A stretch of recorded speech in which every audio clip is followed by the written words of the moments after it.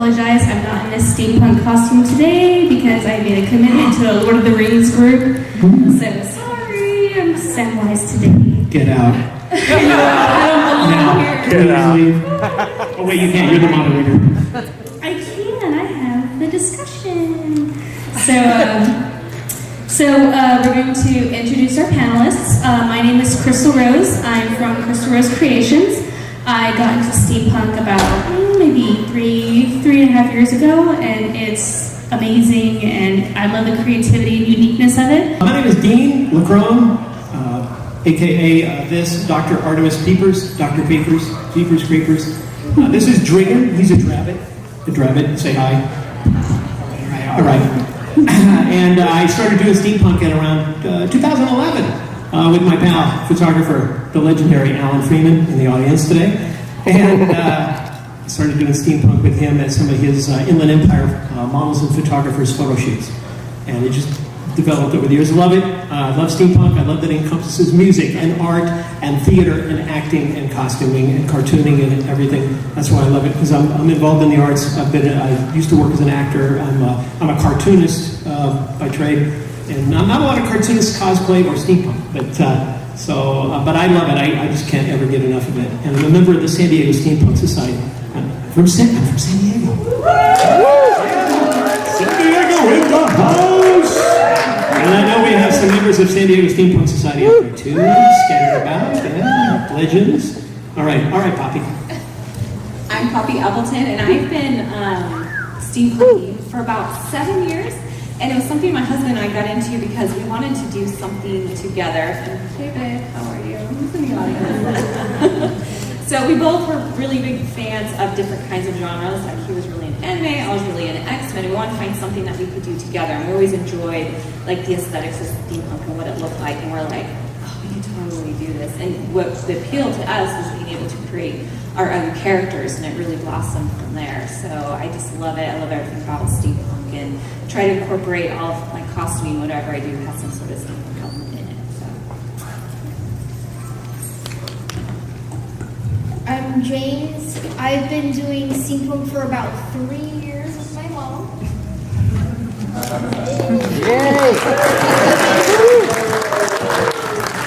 We've been going to different conventions and the Renaissance Fair with our costume. Renaissance Fair is where we kind of just started. Went in 2012. As a new single mom, I needed something for us to do together. So we went, and then the next year we started dressing. So 2013 we started dressing. I started seeing the steampunk people. I'm like, wow, that looks awesome. So we kind of talked like, we need to do this together. We're Agents of Steam cosplay for Agent J. Johnson and Agent M. Johnson, for example, her name. But yeah, it's fun to just create our characters together. Something for us to do. And we've become awesome friends doing all this.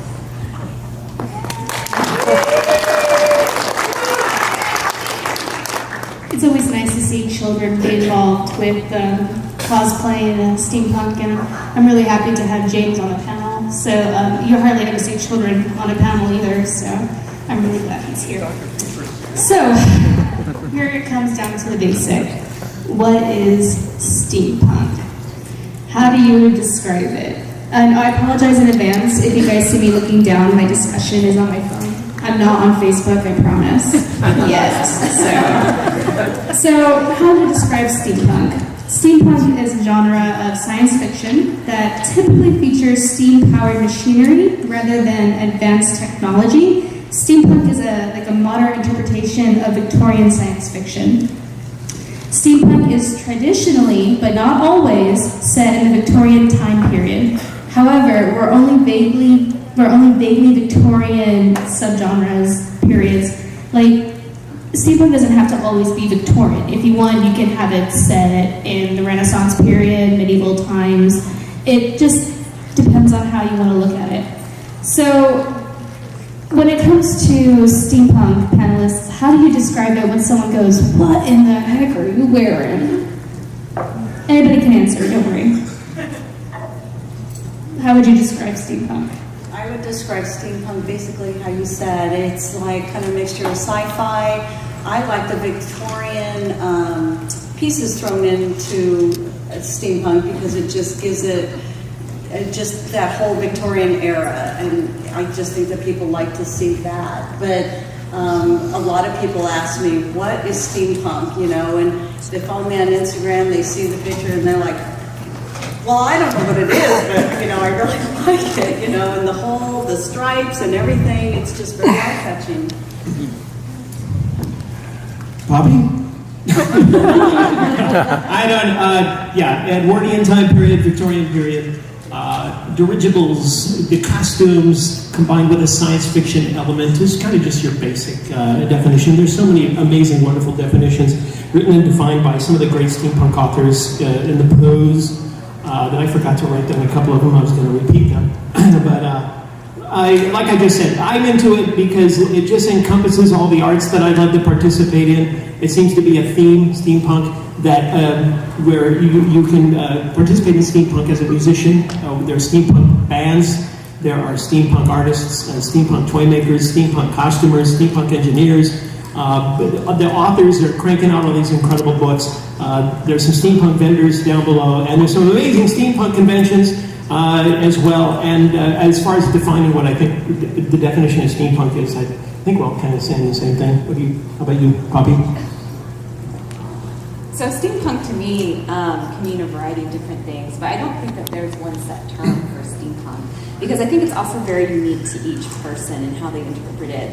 The fun thing about steampunk is there's kind of really no rules, and I think that's the beauty, and that's what draws a lot of people to it, especially people who want to be creative.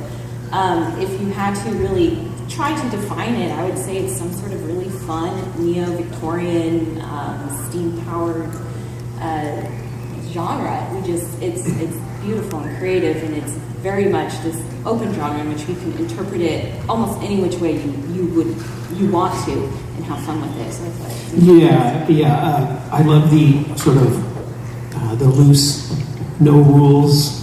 There's no aspect of rules. it. You can just bend it and mold it in all kinds of different genres, steampunk, goth, and cyberpunk, and everything else. I love it.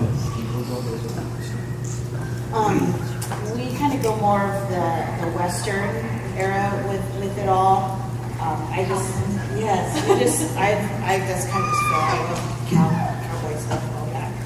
And then like the jetpack, the time travel, all that part we kind of bring into ours. You know, I'm working on mine, but he's got his jetpack that he uses to help us travel, you know, around. Mine's going to be a time machine. But just that, and it's fun, and you know, like they're saying, there's really no rules. So one of the kind of things that get thrown around is it's not steampunk to say it's not steampunk. I mean, you know, it's the leather and the gears and the leather. I mean, that's my favorite. The leather, throw a few gears on, yeah, it's fun. And we like steampunk because you can not only do mashups with characters like the steampunk Star Wars. We love our steampunk Star Wars family. But creating your own character. That's like I think the best part of it for us, just being able to create your own steampunk characters. So, how many like potential beginner steampunks are out there? Like, if you haven't done it, you'd like to get into it. Oh, awesome! Very excited. Oh my God, I need a costume now, stat! Hurry, get her a costume. Let's go, bring it in. We got one for you. It's part of the show. This is beginners for steampunk. You know, you all got your number 2 pencils and your yellow legal pads that I passed out, because there will be a test, and lock the doors. We're not leaving until the test is taken. Pop quiz. Oh, that's great. And like any other cosplay, you know, like she said, yeah, you know, Rome wasn't built in a day. You can't go out and look as awesome. I'm sorry, I just keep looking at you, how wonderful you look. This is Mark. Stand up, Mark. Mark first. This is advanced steampunk. severely advanced. And you don't just say one day, I'm going to do steampunk and walk out of the house and look like him, you know, the next day, because that just doesn't happen. Like any other cosplay, it takes time to build your character. If you want, sweetheart, you can come Come forward. up front. Come up front, show it off. I would love to show you off. Mark first, ladies and gentlemen. And so 35 years ago, he started off with one gear on his shoulder. And, here he is, all these years later. And I A just met human walking junkyard. and I just met this young man at Long Beach Comic-Con, and he told me something that I will probably never forget with steampunk. He took an Electrolux vacuum, and he converted it to a jetpack. I don't have an eye. Too heavy for today's time. But I mean, the creativity that steampunkers do and the time that they take to build these things, yeah, I just really appreciate when I see, something like this. Mark has got a robot arm, exoskeleton robot arm, that's actually a lamp. It's a lamp A arm desk lamp. from a desk lamp, yes. And is that one of the ones, is that designed by Bob Mogg, This the was Iron Bob Mogg, Tailor? actually, the story which he is who designed it, and then I built this one, but thank you, Bob Mogg. He's in the audience. Bob Mogg, the Iron Tailor. Stand up, Bob. Bob is the member. I think Bob should come up here too. Bob, come up here. If you want, towards the end of the panel, we will have all the people in steampunk costume. If you'd like, please come up and we'll do a big group photo. Bob is from San Diego. He's an engineer. And he creates amazing steampunk accessories and items, and he's terrific. Go to his blog, The Iron Tailor, is that correct? And he lays out how you can build some of this stuff, including the robot arm. Nathan, of course. Nathan Sinkerman, stand up. And Cog Bane, well, I don't know if you can stand up, Cog Bane. They're also part of the steampunk Star Wars universe. Star Wars Steampunk Universe, they have steampunks and Star Wars characters that are very popular. Poppy Appleton is a member of Star Wars Steampunk Universe as well. And Tracy over here. Tracy, stand up.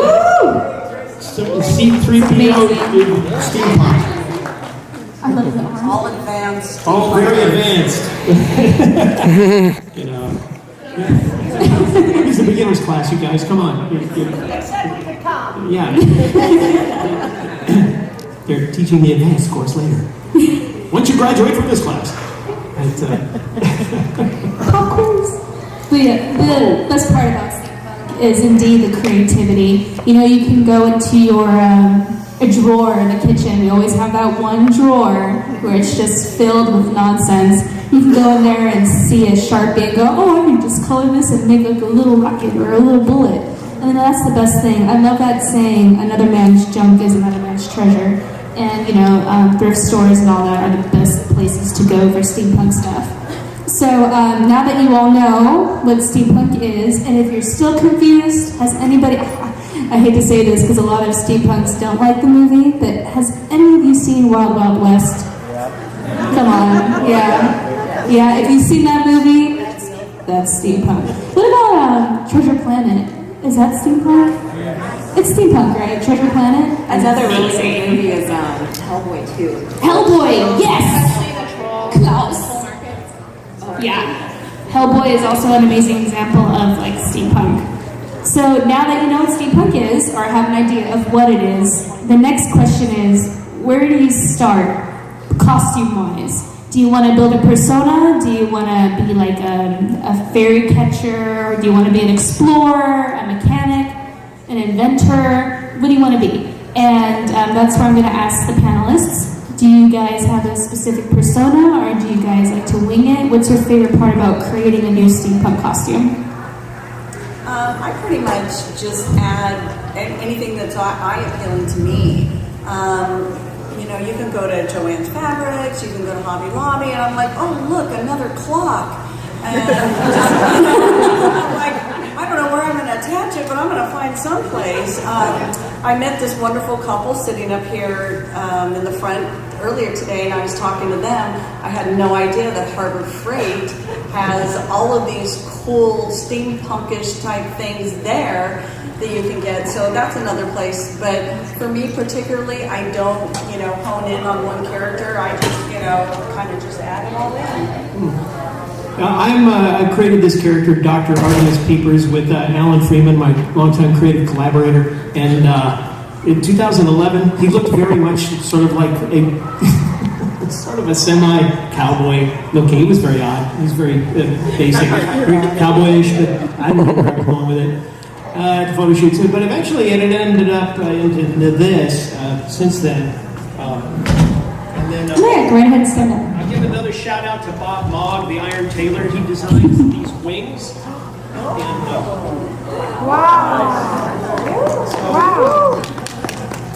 I built them with his instructions and his tutelage. And come on, Brayden. Come on, buddy. His wing is caught. It's okay. Aww. So they're a nice addition to the character. Thank you, Bob. I also have a robot arm that's all built. I wasn't sure that they would never come in like that, but they was the walking middleman. I was like, there's no room, man. Shouldn't there be like tags on everything? when they tag a weapon, Crop check. there should be a walking tag, you know, just like tag everywhere. They like my weed sprayer. I couldn't want my weapons. I didn't know. Last year I showed up with my robot arm, and a guy said, "Oh, we should probably check that weapon in their weapon." I said, "Oh, it's a lamp." Yes. It's a robot arm and a lamp, and he's like, okay, go ahead." Because he looked at it close, he's like, "Oh, it is a lamp." You have to admit, security probably looks at most cosplays, not just steampunk, and just sits there and goes, "That's a what?" You know, it's not like TSA at LAX. So just look at you and go, I should show up in the airport like this and see what happens. But anyway, Dr. Artemis Peepers is a fictional character. Me, you can check out the Facebook fan page, Dr. Peepers, Dr. Peepers. And he's a steampunk hero. His father was a werewolf, his mother was a witch, so he gained powers from both. So he has magical, sort of Doctor Strange's mystical powers and the ferocity and strength of a werewolf without the monthly transformation, which is nice. But he still has a lot of rage and powerful. We shot a little 3-minute thing in the desert, Alan Freeman and I. That's a lot of fun. It's on YouTube. We're going to shoot some other little webisodes and include some of my other favorite steampunk characters in the universe here in Southern California. But so I did create a character. I pretty much just dress like this every day, and it's an amalgamation of a lot of stuff I buy and purchase because I have a full-time job and then I'm a cartoonist and I have a part-time job as a cartoonist, so I don't have a lot of time to build stuff. So I have wonderful creative friends like Bob Mogg, the San Diego Costume Guild, and the San Diego Steampunk Society, and all these great, wonderful people in Southern California that can make stuff for me, and I buy them from them, and because I like to pay for their artistic creations. So, but a lot of stuff I buy. Like this long trench coat, it's a matrix coat. I bought it off HalloweenCostumes.com. I figured it'd look good. Underneath, the garment underneath is from a company called Pirate Dressing. They mostly sell pirate costumes, but I thought it'd be good. Then I bought all the gears from vendors at different festivals, like Wild West Festival, Gaslight Steampunk Expo in San Diego, and peppered it with these gears. Bob Mogg made this little time transmogrifier thing for me. This piece, for all of us oldsters in the audience, a rotary phone.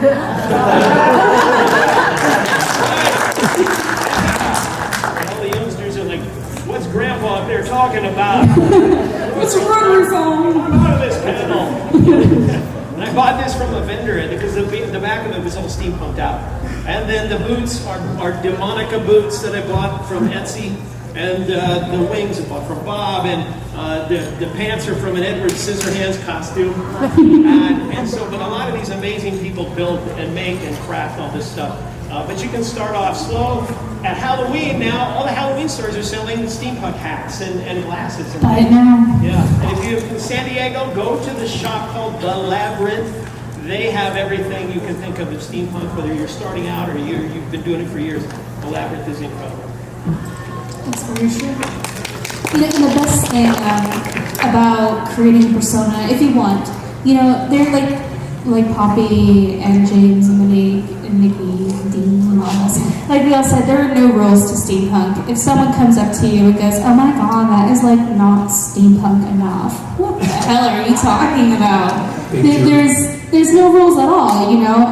If you want to add this, you can add that. If you want to add 5 corsets, go right ahead. You know, there's no rules at all. If you want to be a steampunk Queen Elsa, go for it. Steampunk Snow White, Star Wars, you know. And I believe mashups are the best place to start for beginners. Honestly, that's where I started off as a mashup. I did a steampunk Twi'lek from Star Wars. It's you know, Ula, the one with the tentacles, yeah, that.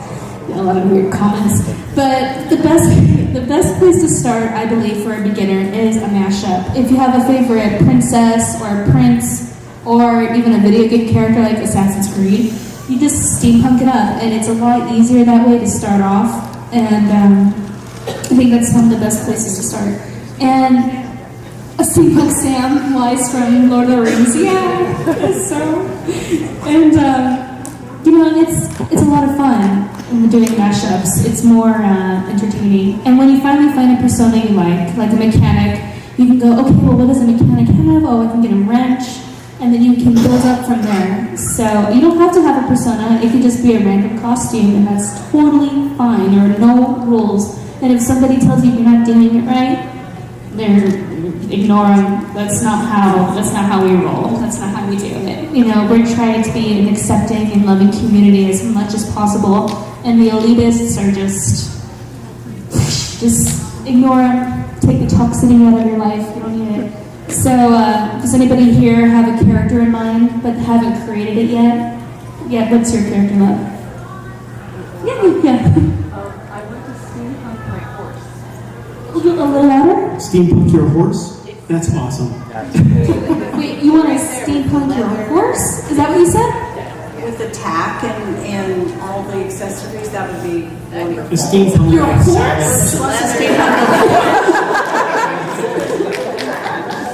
With all the accessories, The horse can look like Mark. Yeah. Okay, I wanted to make sure.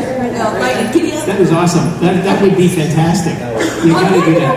That's true. You could actually steampunk your animals if you have like a corgi. Steampunk them up, put some goggles on it. I've seen people do it. If you go to Renaissance fairs, they always dress up their dogs and, well, I won't say their cats, but they dress up their dogs, and it's a precious thing. You know, your babies too, if you have little children. You know, and it's the best thing for children too. You know, they see all these little gadgets and gizmos aplenty. You know, so it's like, oh my goodness, what is that? And then they just get really curious about it. And I think that's the best part. Isn't that right, James? James? No, but like Crystal said, you know, you can just start off simple. You can find some Halloween stores. Like he found his boots on Etsy. You can find, and you might buy it and it might not necessarily be steampunk, and you like the looks of it. I bought this hat at a Halloween store, and it had all kinds of Halloween skeletons and voodoo, and I picked all these bones off and just got my hot glue gun out and just put on all kinds of gears and stuff. And, you know, because sometimes, you know, if you go elaborate, which is what your end result might want to be, start off simple, just to make sure that that's the character that you want to do, and just build off of it. Like she said, there's really no rules. You can go to Goodwill and find some awesome corduroy pants or a jacket that has the right buttons that are perfect for steampunk. I've taken things and I've, you know, done my own Edward Scissorhands on them and just cut them up to pieces. Because, you know, maybe I don't want the sleeves on it. I don't like the sleeves. I'll re-sew some sleeves. But the thrift stores and Goodwill and, you know, places like that, there's a lot of stuff there that you can find and just, you know, start off inexpensive. Yeah. And that's the best part about steampunk, is that you don't gotta spend $1 billion, you know. It's not like an Iron Man costume. It's like a couple grand. The most dangerous place for us, I don't know how many of you know about it, is Wish. I mean, we've gotten bags of gears for $1 or for free and $1 shipping, goggles. vests, just everything, my leggings, my steampunk leggings from there, $8. So it's very dangerous. So we have a budget for it. It's called Wish. Yes. Wish. Yeah. Wish. Wish Like, upon wish a upon a money star. And you might go to the Renaissance Fair or somewhere Yeah, like that's kind of where we in started. San Diego, these really nice places, and see something you really like, and go, oh my gosh, they want $18 for that or $49, and yeah, really expensive. But a lot of times it's the time that they spend making it is what you're paying for. Yeah. Right. And if Labor. you have the time at home, you can duplicate it. You can duplicate it. So just take a mental snapshot of that little gadget that you like or that little gun or whatever and just say, okay, I'm going to go home and put it together myself. Speaking of guns, Nerf guns are fun to steampunk. Everybody loves to Those fit your steampunk out the kids' Nerf toy guns. bins. does anybody else have a persona they would like to share? Go ahead, sweetheart. A little louder? Steampunk Oh, doctor. the doctor? Steampunk Doctor medic. Who? That's kind of where we kind of took with us Doctor Who, because with the time travel and everything, so time Oh, very agents. true.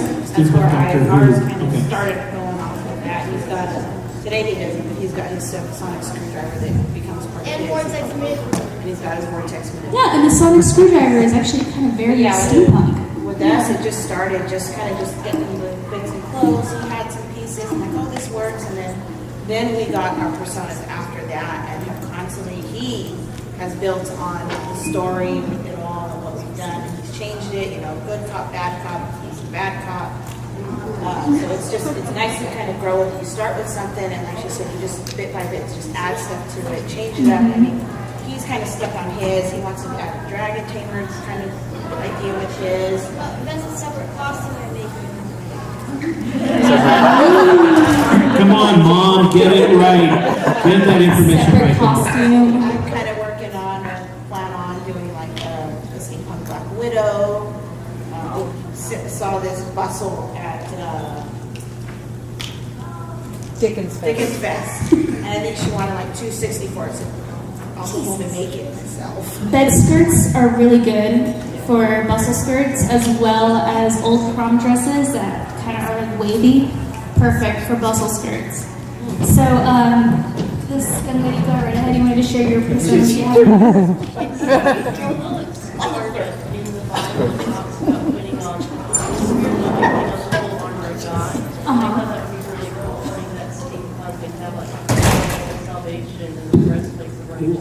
Oh, that's a lovely idea. I kind of, yeah, actually, I kind of. Oh, that's good. That's also a really good. That's a really good tip. Is you can draw if you. I mean, a stick figure works, but yeah, drawing is actually very good. Does anybody have any steampunk experiences they would like to share in regards to tips? Okay.